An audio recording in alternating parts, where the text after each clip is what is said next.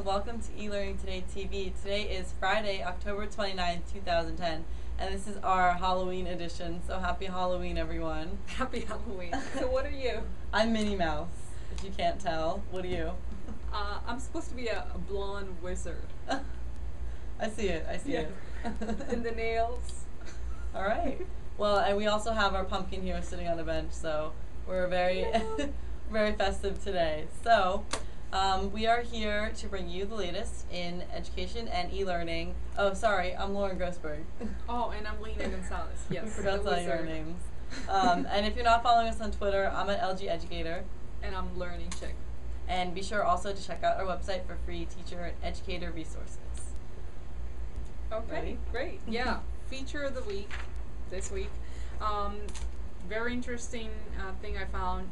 Shout by Microsoft and Taking It Global is a new initiative to use technology-based learning to teach environmental issues for schools, etc. And basically what it is you're creating this community online where there's going to be online activities that include basically a way for students and teachers to participate with people all over the world. They'll be able to connect with experts and they'll have world-class curriculum that includes e-courses, games, events. The Smithsonian Institution is actually participating and will be conducting a lot of the lectures, the virtual tours, etc. Very interesting 3D technologies.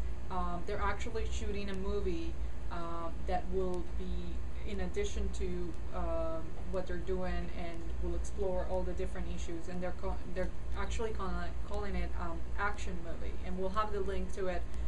Very inspiring. I think it's great that they're integrating this technology, and basically it's going to be a global community to talk about these environmental issues that are affecting us today, and basically taking students to lead a campaign in doing that, and also recording and having a movie doing that. So very interesting.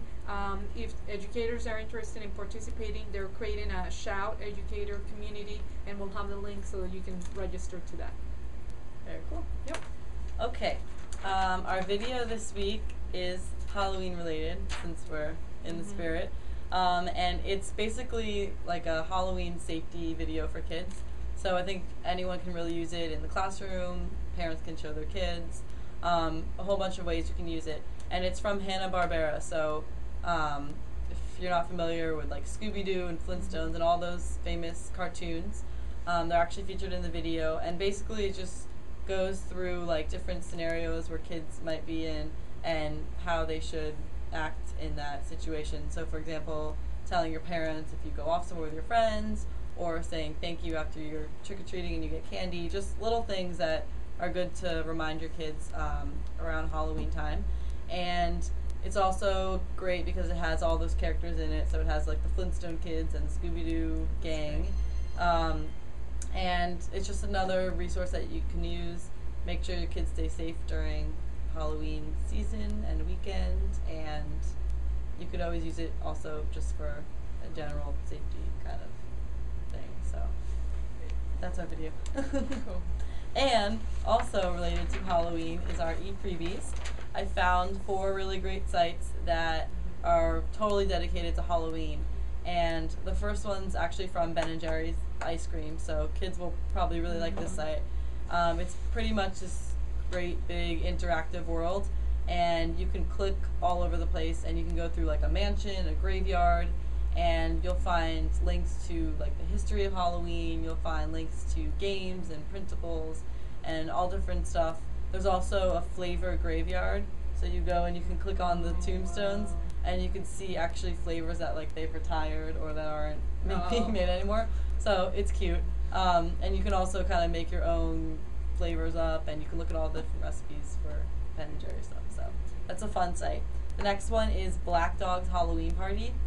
And this one's full of, I think there's over 20 like interactive Halloween game type activities. There's riddles and there's hangman games, there's word searches. There's also safety tips in this site, so that's good. And they also give you lots of ideas if you're having like a Halloween party and you need some recipes or themes or games to do during the party. And there's also screensavers and postcards and a bunch of stuff there. The next one is Halloween with Bua and Koala, and there's actually two characters that are from a book series, which I didn't know. So it's a children's book and music series, so the website's dedicated to them and Halloween, so you can click around and there's hidden activities in the website, so you can just click and like something will pop up there. So that one's a great one because it's related to this book series, so kids will like that. And the last one is from the kids page, and this site's actually dedicated to pretty much all the holidays. So the Halloween section I was looking at, and there's tons of games and activities. There's really cool activities like pin a pumpkin, like dress up games. You can dress up a pumpkin, and a costume game where you could pick out costumes for the little characters on the site. And there's also links to clip art and coloring pages and lots and lots of freebies for teachers and parents to do there. So tons Sounds of really interesting. tons of activities and links, and they're all in the show notes. So if you want to click on those, they'll be up there. Great. All right, new in the news. It's our news section. Basically, no Facebook for teachers in Massachusetts. Yeah. Well, not necessarily no Facebook, but basically the district doesn't want teachers to be friends with students online. So they created this district policy now. They're actually putting it into writing where they're asking teachers not to friend any students, and vice versa. The students are not allowed to friend the teachers on Facebook.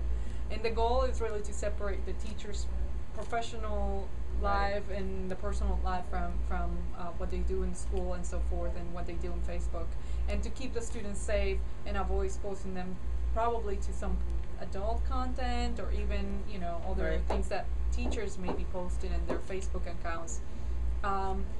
And so they want teachers to refrain posting also from alcohol or drugs or any content that they may come upon, and just keep it very professional with their Facebook accounts. There was a concern that maybe these may violate the teacher's freedom of speech.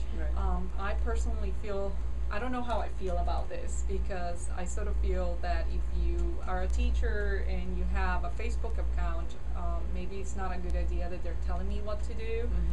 I should be able to post anything that I want in Facebook. But I also understand that they're trying to keep their personal life private. So one of the recommendations that I personally had was possibly changing your name in Facebook if you're a teacher. That way your students can't find you, and that kind of thing. So, but it's going to be interesting to see what comes out of this. I also don't like the idea that they're pretty much blocking a way of teachers to reach the students through Facebook. So that's kind of like, we promote technology, educational technology, and social media, use it for education and so forth. So,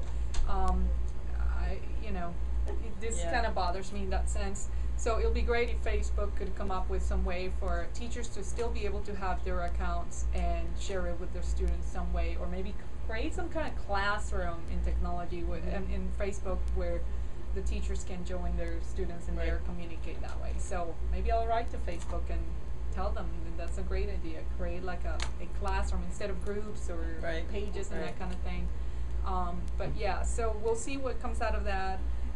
The district said that there was no previous issues reported, and that's not why they're writing the policy. They're just trying to avoid potential disasters. And this is sort of in light of what happened in New York City with some of the teachers that were fired for certain content they were sharing and so forth. So very interesting. So yeah. So what do you know? I know that the largest chocolate bar in the world is over 9,700 pounds. Oh my God. And they made it in Armenia, and they apparently it just got put into the Guinness Book of World Records, and they're going to serve it to the public. So if you want some free chocolate, just head on over there. It's probably not for trick-or-treating though. Probably not, but I figured we'd talk about chocolate. So what do you know? More chocolate. So apparently no red M&Ms were made for over 10 years. And it turns out that I guess claims were made that the red dye number 2 was used to cause cancer, and so nobody wanted to eat any red candies. But it turns out that even M&Ms don't have the red number 2, so red dye number 2. So very interesting. Good. And so so they're making red M&Ms again, but apparently from 1970 to 1980 there were no red M&Ms. I'm wearing so. red. I want to know. Yeah. So if you're trick or treating this weekend, watch out for those red M&Ms. No, I'm just kidding. All right, well, that's our show. So if you'd like it, please give us 5 stars in iTunes, and happy Halloween, and we'll see you next time.